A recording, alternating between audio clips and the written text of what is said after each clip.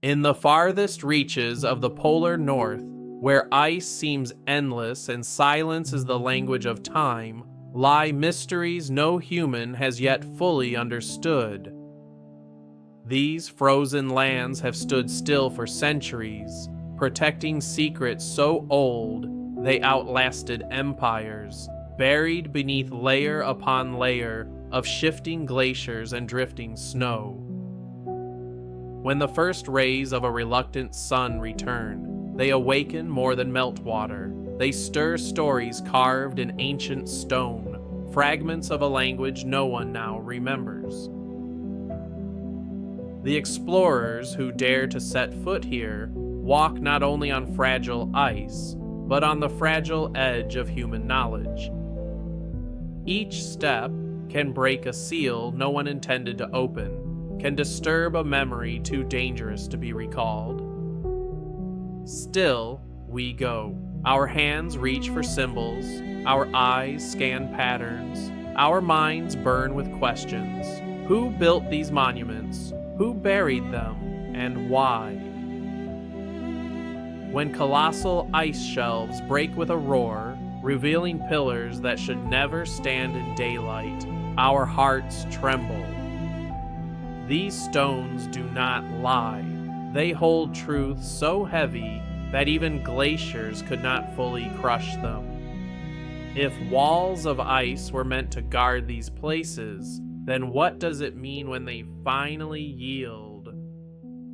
What force would wish to keep them hidden, and what might wish to set them free? We stand humbled on the threshold of a riddle deeper than the sea. The air itself seems to warn us, cold beyond reckoning, carrying whispers of a world long vanished.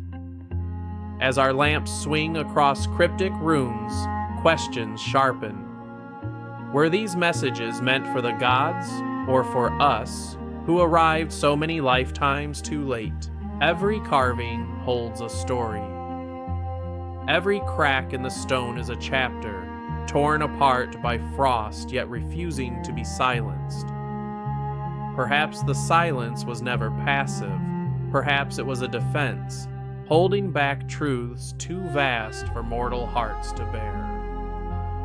Beneath layers of ice thicker than cities are buried, lie chambers built with precision beyond our most perfect engineering, stairways leading down deeper into the marrow of the earth. Down there, pillars of frozen air catch the faintest light, shimmering with a kind of sacred defiance. There is no sign of fear in these designs, only purpose, a sense that whatever they sealed away, it was important enough to guard until the end of all winters.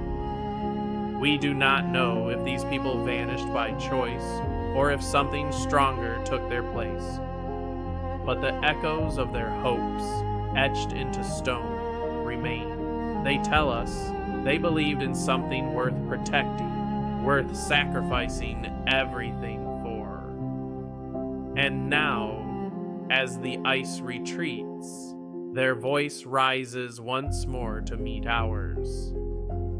When explorers lower themselves through shattered chasms, carrying nothing but courage and questions, they join a tradition older than civilization itself.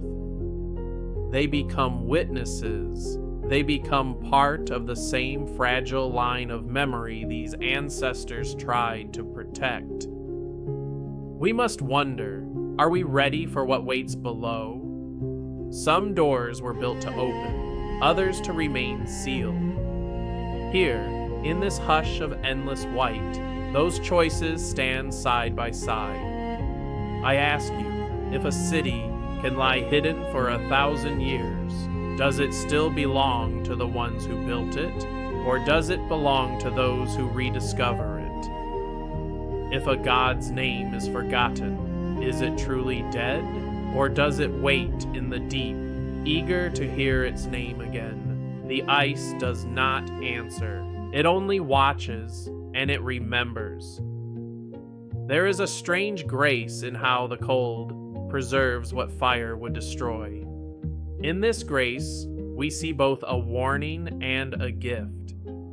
The explorers who come here leave footprints that will vanish by next winter, yet the questions they bring might echo for centuries. Beneath the polar ice, we stand on the threshold of something so old, so immense, that words fail. But perhaps that is why these monuments were built, to teach us that even if we do not understand, we can still bear witness. And in that act, we become keepers of a story older than our own. Here, beneath the endless ceiling of ice, we cross thresholds few would dare to imagine. The tunnels unfold like a maze written by time itself, their walls telling stories in a language older than any alphabet. As explorers, we follow these signs with trembling curiosity, even as we sense that each step might awaken something best left in sleep. There is no map for these chambers, no guide for hearts that beat too quickly in the dark. What faith built these spirals, these patterns that repeat through centuries, etched by hands long turned to dust? Was it hope, or was it fear, that drove them to carve their prayers in stone and bury them under 1,000 winters? The pillars watch in silence, statues frozen in gestures that feel as familiar as they are foreign, holding messages that pass beyond time. Our breath fogs the frozen air, as if adding our own questions to theirs. When we touch the walls, it feels like trespassing on memory, yet a part of us cannot look away. The chill bites through our gloves, reminding us that the earth itself has guarded these secrets with patience sharper than any blade. We wonder if the labyrinth was made to guide or to trap, to offer a path, or to keep wanderers within its circle forever. And standing here, lanterns flickering, we must ask, which of those are we? There are moments when the hush of these tunnels is so complete, it seems to listen back. We walk across floors polished by centuries of ice, reflections of our own faces twisted in their mirrored depths.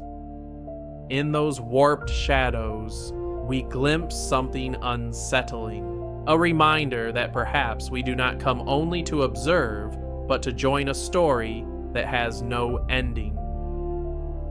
Carvings on these walls show suns and rivers, spiral lines turning inward again and again, as if repeating a question the stone itself cannot answer. What gods were prayed to here, and what gifts were left behind in fear or love? Every relic, every painted mark, seems to resist being explained, as though it is alive in a way we cannot truly name.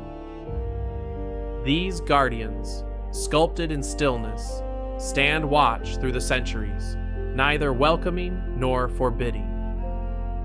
Their eyes, worn smooth by frost, hold a quiet challenge. Will you carry these memories with respect, or will you force them into your own image? That challenge should humble us. For when a civilization hides its dreams so deeply, perhaps it is telling us more about ourselves than about them. And so we move carefully, each step an echo of a footstep taken long before.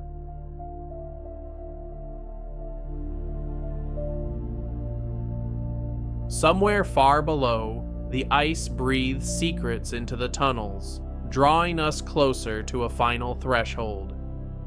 Here, in a cathedral made of cold stone and broken light, we see the outlines of a story bigger than our understanding. It is a story of patience, of survival, of belief so powerful it endured under centuries of frozen night.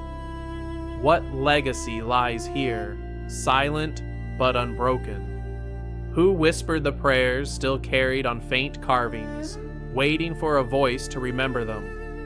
We cannot know all their names, but we know that the need to believe, to hold on to meaning against the crushing weight of time, lives in us as well.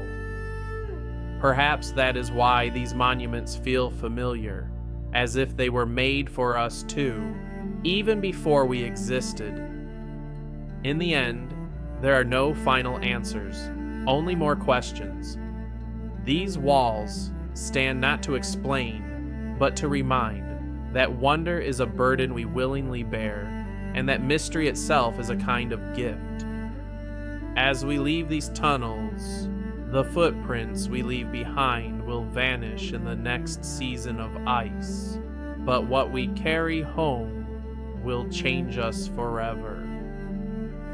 That is the promise and the warning of the forbidden tunnels.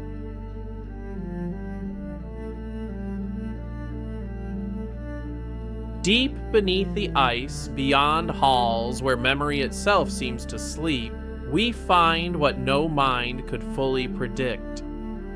These carved thresholds and solemn gates do not simply open, they test us, measure our questions, and decide whether we are worthy to pass. Lanterns tremble in our hands, casting pale arcs across pillars etched with patterns older than empires.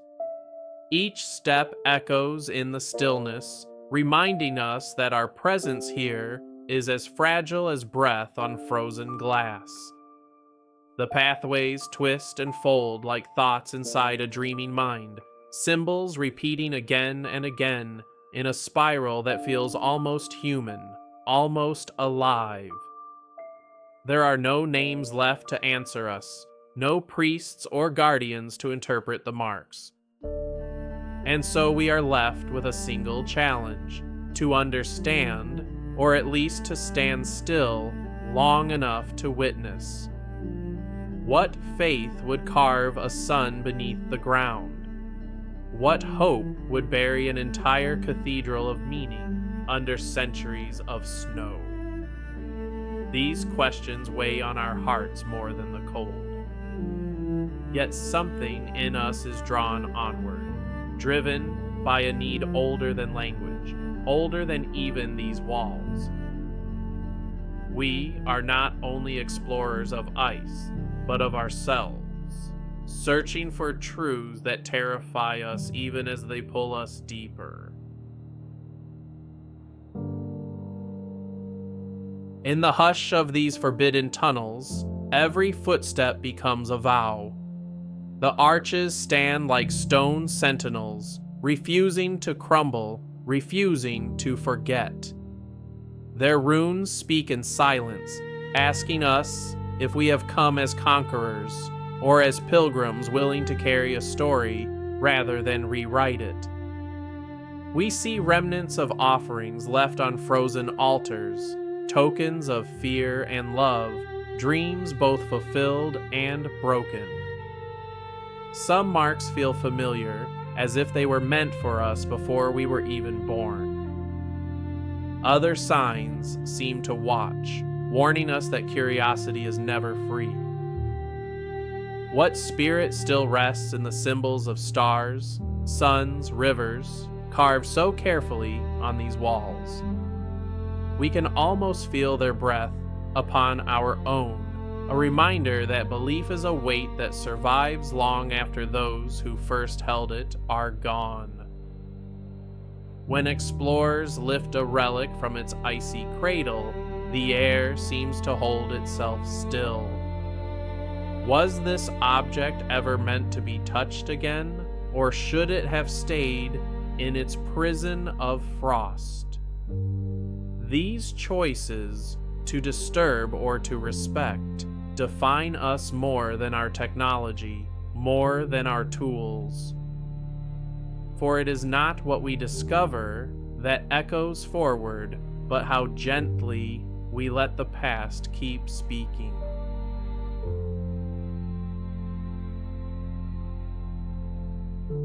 Beyond each gate, each labyrinth, another question waits, layered upon the last, like the ice itself. Perhaps these chambers were never meant to end, but to remind us that mystery can be a teacher too. As we move away from the spiral suns and silent guardians, a sense of unfinished knowing follows.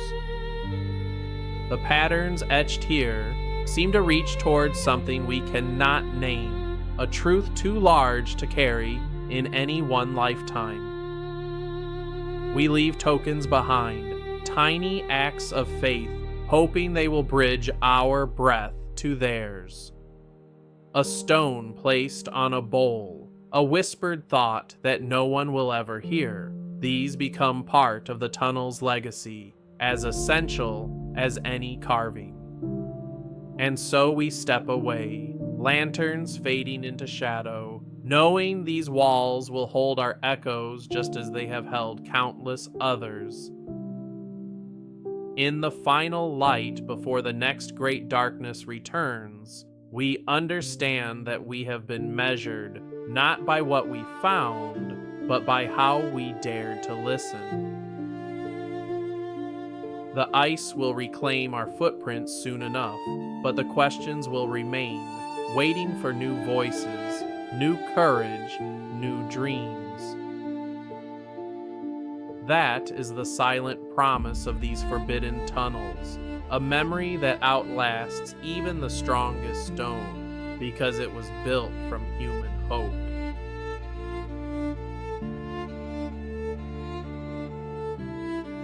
Here, where the ice has become more memory than stone, our questions deepen. We move through halls that were built not to be seen, but to be felt, spaces where silence holds a power more vast than any roar. Lanterns cast thin circles of light on pillars older than any written word, and the air itself seems to pause, as if unwilling to disturb the secrets here.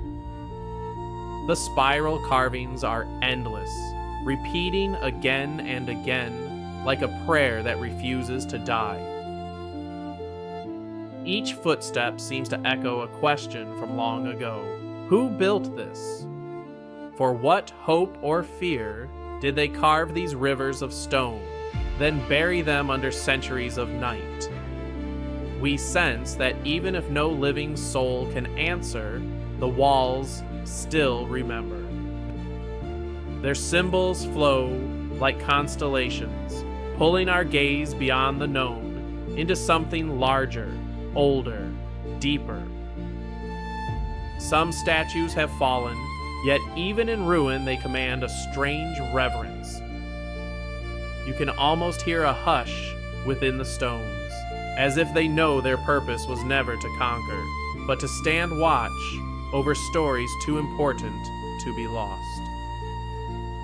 And so we move forward, carefully, honoring what we do not fully understand, refusing to let the chill break our will to witness.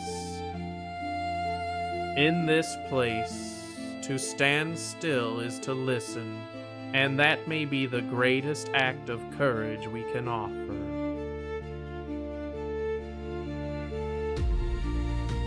In the shifting blue light, we see that these chambers were built as more than shelter. They are cathedrals of memory, meant to outlast storms, wars, and the small ambitions of any one generation. Every symbol, every spiral, carries a weight that asks us not to explain it away, but to hold it and wonder. We see paintings of rivers that do not flow, suns that never rise, and faces turned forever to the ground, perhaps in prayer or perhaps in fear. We find a basin still holding ice, its surface webbed with cracks like the fragile lines of a human hand. Who came here to place an offering, to speak a blessing or a curse? And why did they trust the ice to guard it instead of destroying it? These questions feel alive, reaching across centuries to touch us through the cold. Some explorers lift a fragment of carved stone, hesitate, then set it down again.